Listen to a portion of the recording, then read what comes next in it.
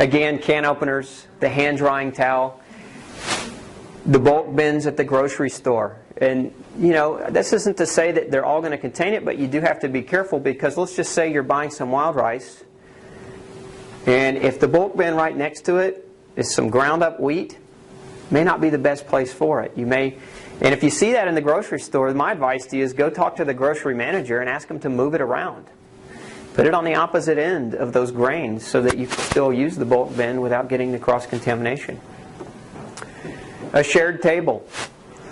And then we've got hidden gluten. Stamps, envelopes, toothpaste, lipstick, hairspray, shampoo, detergents, pet food. I just had an interesting conversation with somebody on Facebook about pet food. She had to take her dog gluten-free because every time she'd feed her dog, she'd get aerosolized gluten, and it would make her sick. And it took her months to figure this out, but once she changed her dog's diet, she felt much better. So this is something a lot of people don't consider, don't think about. And by the way, if you haven't watched the interview with Dr. Sims, Dog Tour J, on Gluten-Free TV online, watch it. It's a good hour-long interview, and he's a veterinarian, and he talks about why pets, cats and dogs, should not be eating gluten anyway. And so if you've got furry friends at home, this may be a change that you want to make for them. My dog eats all raw food. That's it. Raw meat. Medications and vitamins. A lot of vitamin brands will contain hidden ingredients or inert ingredients as filler agents. Medications. Medications are notorious. I can't tell you how many patients I've seen that are on medications that are actually glutenizing them. And they were prescribed by a gastroenterologist who knew they had gluten sensitivity. So there's a video that I have online too. It's how to identify gluten in your medications. If you haven't watched it, go watch it. It's under the video tutorial section. And I actually take you through a search engine tool that you can use. Because if you rely on these websites that have a list, where you're going to run into the problem is their list might have changed last month, right? So the manufacturer may have changed the way that they're producing that medication, and if this person's list hasn't been updated, it may be that your drug or your medication is going to have gluten in it. But the other problem is, and those of you who are avoiding the corn and the rice too, which you should be if you're on a gluten-free diet, a lot of those medications contain cornstarch, talc, which is derived from corn, maltodextrin in the coating, which is oftentimes derived from corn. So that can be a problem as well. Lotions. If you use a lotion and it's got grain-based ingredients, there were some studies that came out a while back on how gluten is too large of a molecule to enter through the skin barrier. But think about it like this. Have you guys heard of leaky gut before, leaky gut syndrome? Food particles are too large, supposedly, to slip through the gut barrier, right? But when we have a diseased gut, those whole food proteins can now slip through and get right at your immune system. Well, your skin can develop a leaky barrier as well. In other words, those cells can separate a little bit too, and so you can get gluten through the skin. I've seen it happen in hundreds of people. So I see this on a lot of websites. They say, don't worry about lotion, don't worry about this, that, or the other, gluten's too large. Don't buy into that. It's just not true. Play-Doh. If you've got kids that are gluten-free and they're using Play-Doh, there are some, I think the newer Play-Dohs are gluten-free, but there are some of your off-brands. So just make sure you're looking at the ingredients and what they're using to make those things with. And then, of course, cosmetics and makeup. A lot of your makeups contain grain-based starches. You want to be aware of what you're using. There's a couple of brands. I think Mary Kay has a cosmetic line that they tout to be gluten-free.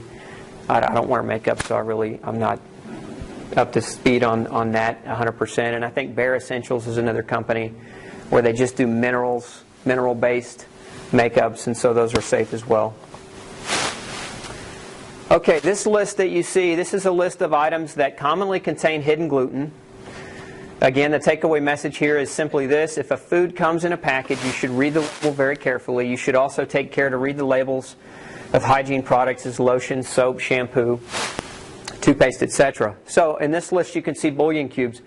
And again, this list is not comprehensive, so don't think that I'm giving you everything. Because the bottom line, if it's in a package, you've just got to read it. Okay? You've got to be intelligent enough, and you've got to learn how to read those labels. So bouillon cubes. Prominently, bouillon cubes most of the time will contain MSG maltodextrin. So you got to be real careful with those. A lot of people will use those to, to flavor, as a flavor enhancer for soups or stews.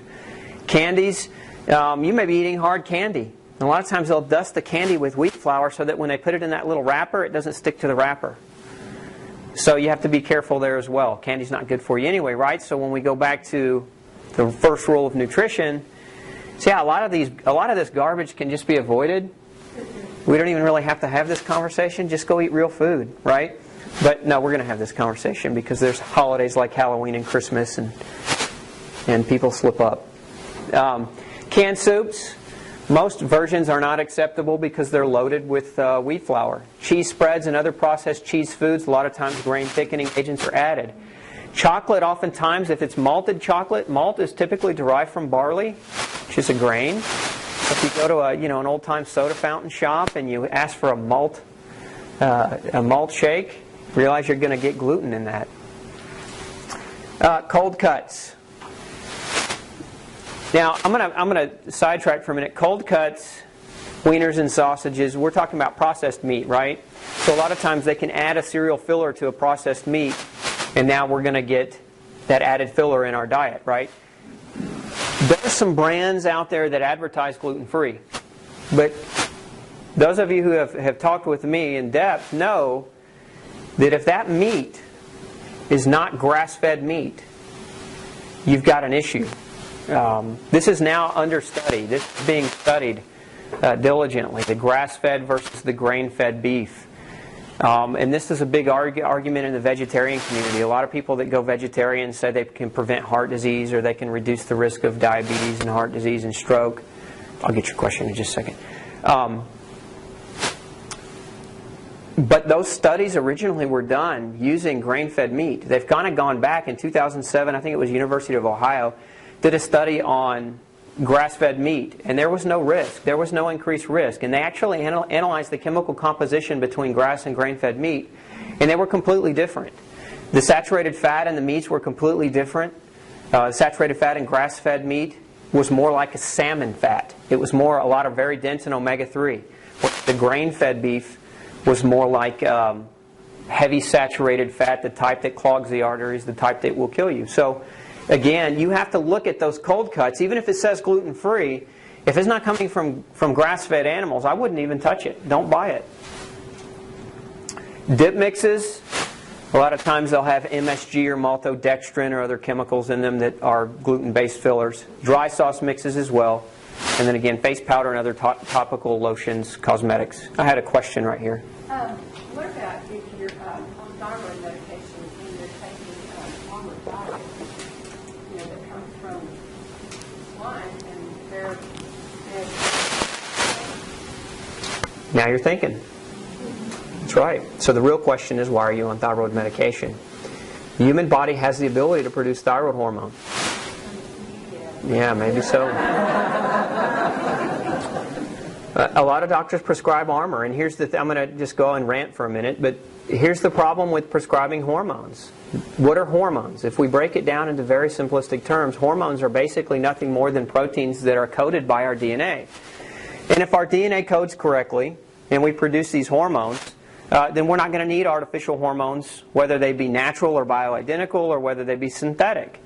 But the big issue that most people have, and the reason they end up needing these, is one, gluten induces autoimmune disease, which can affect the thyroid. And this has been very well studied. We know that's one of the major organs that gluten impacts.